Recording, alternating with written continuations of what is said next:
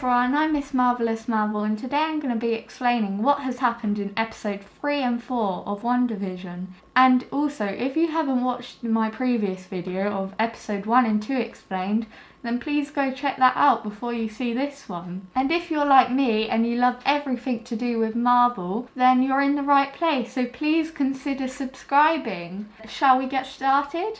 So, in episode 3, we leap from the 60s era to the 70s era, and we go straight into the perspective of Wanda and Vision, where Wanda is pregnant, but not just a month pregnant, like really pregnant. Now, they do want to keep this a secret from everyone since they're only just keep getting comfortable in the town. So Dr. Nielsen comes in and he explains the growth of Wanda's child in sizes of fruits. And then after that, Dr. Nielsen leaves because he has to go on holiday. Whilst this is happening, Wanda tries to prepare a nursery for when her child is born. Those preparations, however, lead her to making the butterfly mobile into real butterflies and the wall decoration turning into an actual stork. A while later, Wanda and Vision decide to debate on baby names, and they can't decide between if they want Billy or Tommy. But in this episode, something just seems off. Like they both overlooked the fact that she wasn't pregnant the day before. Soon later though, Wanda begins having some contractions. Luckily, she was able to breathe through it. Suddenly, Wanda's water breaks, so Vision rushes off to get a doctor. Whilst this is happening, her friend Geraldine pops over and goes on about work. Now, whilst Wanda's supposedly listening, she's trying to get the stork away from Geraldine so she doesn't know anything's wrong. And after that, Wanda goes into labour. With the help of Geraldine, Wanda's baby is born, and Vision returns with Dr. Nielsen. But while Vision is a bit sad that he missed the birth of his child, he's in luck, because another baby is being delivered. And since they were both boys, they could name them Tommy and Billy. Outside, Vision spots his neighbour, Herb, trying to cut the bushes. However, he ends up cutting the fence. And Agnes looks really spooked, and Vision is aware that something is going on. Back inside, it's just Geraldine and Wanda, and Geraldine mentions the name Pietro, who was Wanda's brother, killed by Ultron. This gets Wanda really angry, and she ejects Geraldine from the town. And that's basically episode 3. Now let's get on to episode 4. So first thing, we dive into Monica Rambeau, waking up in a hospital after supposedly being missing for 5 years after the snap happened, and she learns her mother died 3 years ago from cancer. Lieutenant Trouble.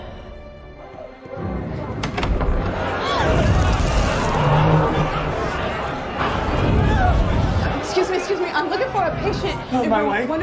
Do you have a phone? No. I have to call my wife.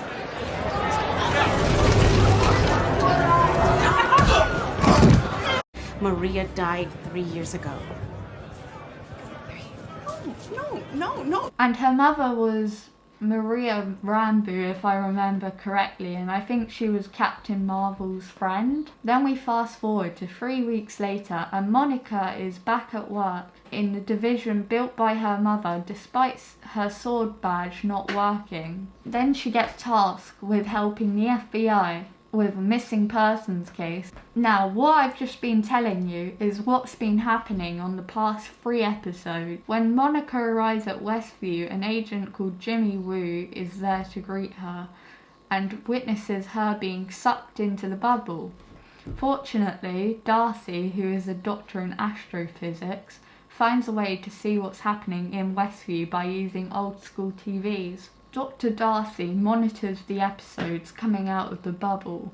Through the vintage TVs, they find Wanda and Vision living a sitcom life. What they don't know is why.